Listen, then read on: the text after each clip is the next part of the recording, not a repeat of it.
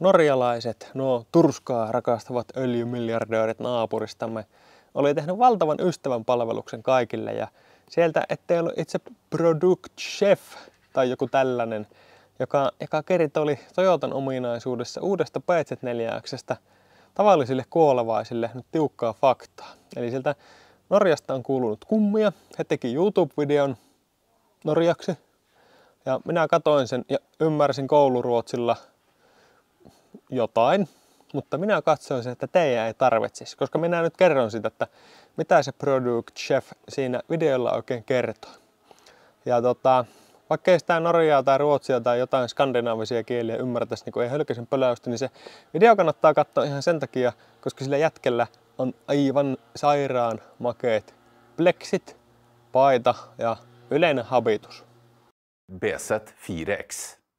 Men før det skal vi si litt om dagens modell.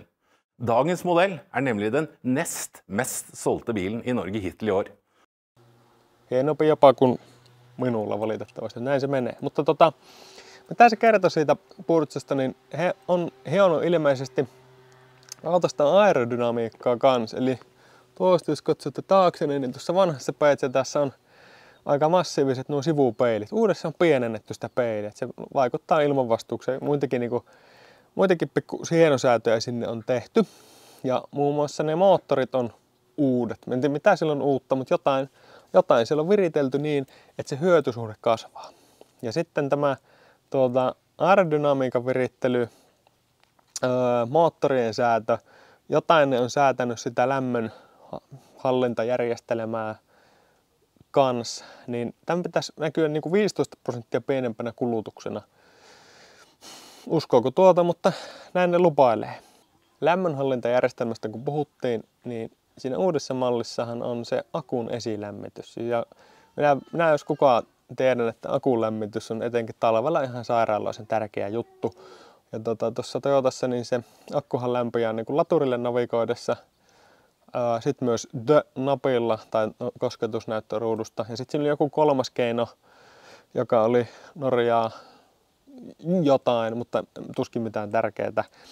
Ja käyrää ne ei näyttäneet -20 asteessa, mutta siinä oli semmoinen pitkä selitys siitä -10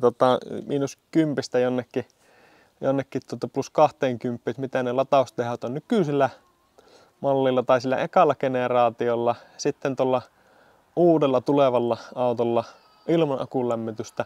Ja sitten näytettiin vielä akunlämmityksen kanssa, se on toi tasainen viiva tossa, että mukaan 40 minuuttia kun rallattelee akkua lämpimäksi, niin pitäisi vetää sitä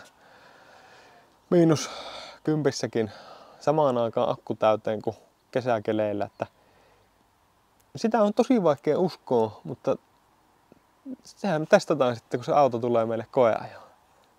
Että jos näin tosiaan on, niin siistiltäpä kuulostaa. Uudessa mallissa on päivitetty mittaristoa kanssa. Et jos muistatte, että silloin toukokuussa 2023 tuli tuohon nykyiseen se päivitys, millä saatiin mittari kertomaan akun varaustason prosentteina, tämmöinen niin marginaalinen pikkujuttu, joku saattaa tarvita, niin uuteen tulee sitten kans toi latausteho lasiin näkymään, tai siis siihen mittaristoon, että se kertoo, että kuinka tehokkaasti tätä akkua ladataan. Ja sehän on siisti juttu olemassaan, että kai sillä jotain tekee silläkin tiedolla, näkee se applikaatiosta tai laturista Suomessa ainakin, mutta siistiä. Ja sitten se näyttää tuon akun SOHI-lukeman, eli State of Healthin. Ja siihen nyt ei varmasti usko kukaan, eli eiköhän ne jotain kepulikonsteja sillekin tee. Mutta onpa joku semmoinen osviitta, jos käytettyä ostaa, että näkee, että missä kondeksessa se akku olevinaan on uuteen verrattuna. Sitten sisäystossahan oli, mä niitä muita uudistuksia käsittelin aikaisemmin, mutta mikä on tosi siistiä, niin siihen tulee ruoriin noi läpsyt, siis paddlet, mitä ne on, joilla säädetään regeeniä, samalla tavalla kuin Solterassa vaikka on. Ja en ole itse kaivannut, koska mä tykkään ajella ihan niinku two-pedal drivena, mutta OPD-ihmisille varmaan ihan siisti juttu ja on se. Vähemmän tarvii sitten jalkoja käytellä, jos regeeniä saa sieltä läpsyistä säädettyä. Sitten auton korja on kans muokattu, jos jollakin tavalla. Että siellä oli siellä oli noita moottorin kiinnikkeitä paranneltu sillä lailla, että vähemmän värinää tulee tiestä.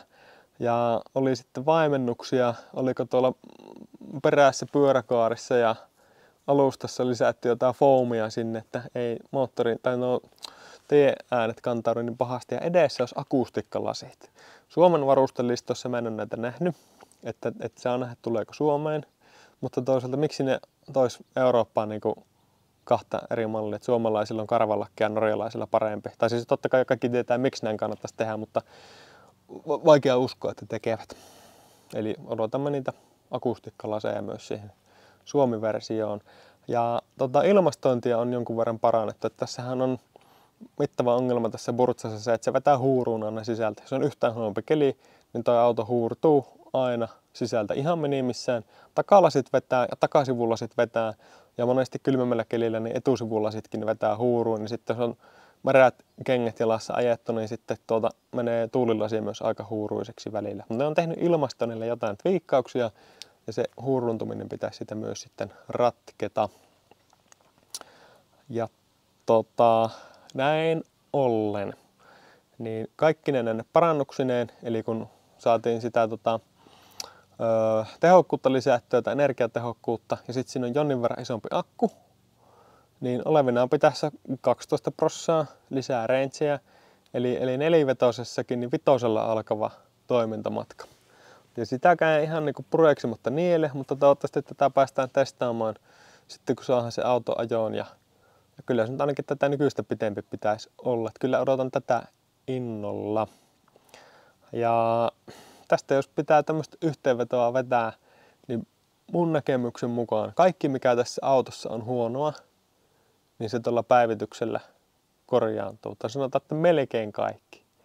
Eli jos mä jotain saisin toivoa, niin ihan snadisti parempaa infotainmenttia. Että mä haluaisin siihen mittaristoon niin kartan näköiselle ja mä haluaisin siihen autoon niin tiedot siitä, että mihin se vie energiaa, että kuinka paljon haukkaa ilmastointia, kuinka paljon infotainmenttia ja näin poispäin. Niin aika monilla merkeillä on. Että se saisi olla niin ihan naksun parempi. Ja sitten siinä saisi olla kunnollinen dock-moodi tai camping-moodi siinä autossa. Noi jutut jää mahdollisesti vielä puuttumaan, mutta niiden lisäksi tuossa tulevassa pitäisi olla kaikki Smirnassa. Se, että milloin me pääsen sitä Joonas Komman kanssa ajamaan, niin enpähän tiedä, mutta foorumilla jengi kirjoitteli, että sieltä on tullut ilmoituksia, että auton toimitus myöhästyy ensi vuoden puolelle. Ja tämä oli siinä mielessä hassu, koska silloin kun Toyota löi noin ennakkomyyntiin noin autot, niin siellä oli semmoinen ukaasi, että se auto pitää kilvittää vuoden 2025 puolella .com. Ja tässä on syynä se, että tietysti ne haluaa niin kuin tämän vuoden päästökrediitti lukemiin nuo autot sitten saada mukaan, mutta tietysti jos se auto tulee joskus tammikuun puolivälissä, niin vaikeahan sitä on kilvittää joulukuun puolella. Tässä on ehkä hyvä uutinen niille, ketkä aikoo saada merkittävää hyötyä sitten joskus aikanaan se auton myymisestä sillä, että voi kertoa, että vuosimalli on, tai ensirekisteröinti on 26 eikä 25. Jollekin ihmisille varmaan ihan tosi tärkeä asia, joo. Ja mitäpä muuta, odottelemme, että saamme. Ja hetkinen, aivan, sain juuri tiedon, että meillä on ollut vakoilija paikalla Toyotan tuotekehitysosastolla. Ja seuraavaksi tulee video siitä, kun insinööri suunnittelee, että miten Toyotan sähköautot nimetään. Katsokaa tätä ihmettä.